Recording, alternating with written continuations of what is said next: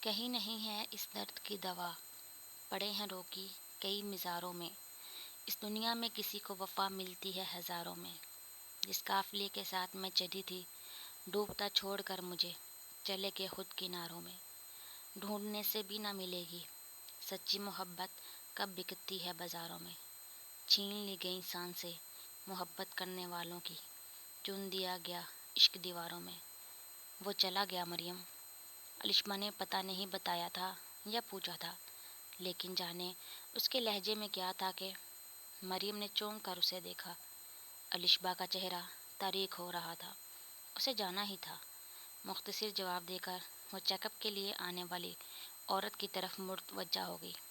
تمہیں ریسٹ کی ضرورت ہے، کچھ دوائی لکھ دیتی ہوں، لازمی لے لینا۔ اس کا چیک اپ کرنے کے بعد اس نے پرچی لکھ کر اس کی طرف بڑھائی۔ باجی، آپ کے چہرے پر کیا ہوا ہے؟ اس عورت نے پرچی پکڑتے ہوئے اس سے سوال کیا تو اس کے چہرے پر سایہ سا لہرا گیا۔ تمہیں اس سے کیا؟ جاؤ، اب مجھے اور مریضوں کو بھی چیک کرنا ہے۔ اسے خود بھی سمجھ نہیں آیا کہ اسے اتنا غصہ کیوں آ گیا۔ خود کو نارمل کرنے کے لیے اس نے پانی کا گلاس اٹھا کر لبوں سے لگا لیا۔ تمہیں کیا کوئی کام نہیں ہے آج؟ جب وہ عورت چلی گئی تو اس نے علشبہ کو وہیں ٹکے دیکھ کر اس نے پوچھا، میری طبیعت کچھ ٹھیک نہیں ہے، ڈاکٹر فراز سے چھٹی لے لی ہے، اب گھر جاؤں گی۔ علشبہ نے جواب دیا، جبکہ وہ نامعلوم سی کیفیت میں گر کر بیٹھی رہ گئی۔ بے کیف، بے مصرف اور بیزار دن گزر رہے تھے۔ وہ ہاسپٹل جاتی اور شام کو گھر واپس آ جاتی۔ بہت ہوتا تو نمرا یا شاہین کے ساتھ کہیں باہر چلی جاتی۔ شاہین کی شادی کی تیاریاں زور و شور سے تھیں، اس لیے نمرا بھی مصروف تھی۔ وہ رات کو سونے کے لیے لیٹتی تو سوچے ناک کی طرح اس سے لپٹ جاتی، اس لیے اس نے نائٹ ڈیوٹی رکھوا لی تھی۔ صبح وہ گھر لوٹی تو سب لوگ لاؤنج میں جمع تھے اور آپس میں کسی بات پر بحث کر رہے تھے۔ زیادہ بلند آواز زین کی تھی۔ وہ وہیں چلی آئی۔ زین زاہد سے الجھ رہا تھا۔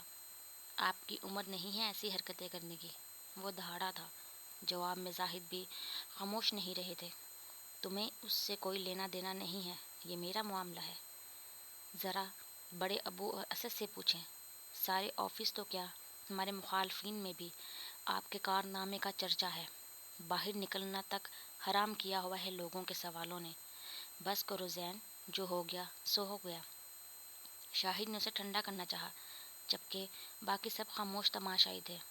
تمہارے پاپا نے شادی کر لی ہے، تمہاری تیسری نوجوان ممی اندر کمرے میں ہے۔ دعا نے اسے دیکھا تو اسے مطلع کیا۔ انداز صاف لطف لینے والا تھا۔ ابھی مریم کا مسئلہ تو حل کرتے، لیکن نہیں، انہیں تو اپنی رنگ للیوں کی پڑی ہے۔ زین کا بس نہیں چل رہا تھا سب کچھ تہس نہس کر دے۔ اس نے اسٹول پر رکھا بیش قیمتی ڈیکوریشن پیس اٹھا کر نیچے کھینچ مارا۔ اگر اتنا ہی شرمندگی ہو رہی ہے تو نکل جاؤ میرے گھر سے۔ شادی کی ہے میں نے، کوئی ناجائز کام تو نہیں کیا جو تم ہر حد پھلانگ رہے ہو، بدتمیزی کی۔ زاہد کا پارا آسمان کو چھو گیا۔ نکل جاؤں گا اس گھر سے، اب رہنا بھی نہیں چاہتا میں یہاں۔ اس کی آنکھوں سے آگ ٹپک رہی تھی۔ رکھیں اس بازاری عورت کو اس گھر میں۔ زاہد کا ہاتھ اٹھا اور زین کے چہرے پر نشان چھوڑ گیا۔ وہ بھپرے ہوئے انداز میں چیخے، دفع ہو جاؤ یہاں سے۔ انہوں نے شاید پہلی بار زین پر ہاتھ اٹھایا تھا۔ کچھ پل تو وہ ساکت کھڑا رہا۔ شاید اسے یقین نہیں آ رہا تھا کہ منہ سے نکلی ہر بات پوری کر دینے والا باپ کبھی اپنی اندھی خواہشوں کی وجہ سے اس پر ہاتھ اٹھا سکتا ہے، گھر سے نکل جانے کو بھی کہہ سکتا ہے۔ وہ تیزی سے سیڑھیوں کی طرف بڑھ گیا، جبکہ زاہد گرنے والے انداز میں صوفے پر بیٹھ گئے۔ اسد زین کے پیچھے گیا تھا، لیکن شاید اس نے دروازہ اندر سے بند کر لیا تھا، اس لیے وہ اسے آوازیں دے رہا تھا۔ شاہد نے تسلی دینے والے انداز میں زاہد کے کندھے کو تھپکا۔ ان کا سانس پھول رہا تھا۔ مریم کو لگ رہا تھا جیسے سامنے ایک سٹیج ہے اور اس پر ایک ایکٹ پلے ہو رہا ہے۔ شاید وہ اتنی بے حس ہو گئی تھی کہ اس ہنگامے نے اس پر اثر نہیں کیا۔ ہاں، اپنی ماں کی ناقدری پر اس کا دل خون رو رہا تھا، جو مر کے بھی اپنی جگہ نہ بنا سکی تھی۔ اپنا آپ لٹا کر بھی یہاں کہیں نہیں تھی۔ ان لوگوں نے اسے اور صباحت کو کبھی بھی اپنا نہیں سمجھا تھا۔ شاید اس لیے یہ تماشا اس کے لیے اہمیت نہیں رکھتا تھا۔ وہ وہاں سے اپنے روم میں چلی آئی تھی۔ فریش ہو کر وہ سونے کے لیے لیٹ گئی۔